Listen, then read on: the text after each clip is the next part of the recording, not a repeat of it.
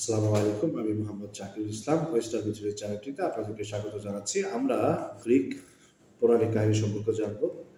এটা কোনো অবস্থাতে একজন মুসলিম বিশ্বাস করতে পারে না এগুলো। তো যাই হোক, আজকে আমরা আলোচনা করব পোসাইডন সম্পর্কে। পোসাইডন আরেক নাম হচ্ছে নেপচুন।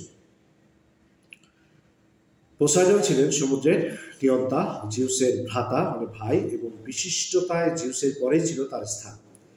ইজিয়ান সাগরের উভয় পাশে গ্রিকগণ ছিল সমুদ্রচারী এবং সমুদ্র দেবতাই ছিল তাদের কাছে সবকিছু। টাইটান ওশানের দহিত্রা আফ্রিদিতি ছিলেন তার স্ত্রী। সমুদ্রের তলদেশে পোসাইডনের ছিল এক মনোরম রাজপ্রাসাদ, কিন্তু তাকে বেশি দেখা যেত অলিম্পাসে। সমুদ্রের প্রভু হওয়া ব্যতীত প্রথম অশ্বটি তিনি দান করেন মানুষকে, এবং তিনি উভয় কারণেই সম্মানিত হলেন। প্রভু পোসাইডন, তোমার কাছ থেকে আমরা পেয়েছি এই আশীর্বাদ। এটা শিরকের পর্যায়ে পড়ে যায়। বলবান অশ্বসমূহ, সতেজ অশ্বসমূহ এবং গভীর সমুদ্রের শাসন, ঝড় ঝঞ্ঝা এবং নিস্তরঙ্গতা ছিল তার নিয়ন্ত্রণে। তিনি আদেশ করলেন এবং জেগে উঠল ঝড়ো হাওয়া এবং সমুদ্রের তরঙ্গ শ্বাসসমূহ।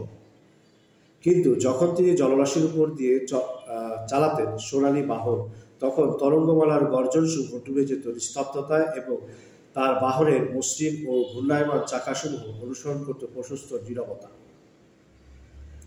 তাকে সাধারণভাবে বলা হয়ে থাকে যে ভূমিকম্প প্রদানকারী, এবং সর্বদাই তিনি বহন করেছেন তার ত্রিশূলটি, যা 3 কাঁটাযুক্ত একটি বর্ষা, এবং যার সাহায্যে তিনি নাড়িয়ে দিতে ও ভেঙে ফেলতে পারেন সবকিছু।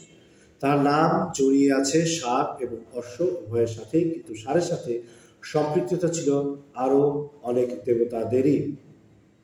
তো পোসাইডন সম্পর্কে আপনাদের কেমন লাগলো সেটা কমেন্ট বক্সে জানাবেন, এবং আমাদের চ্যানেলটি সাবস্ক্রাইব করে রাখবেন পরবর্তী ভিডিওর নোটিফিকেশন পাওয়ার জন্য।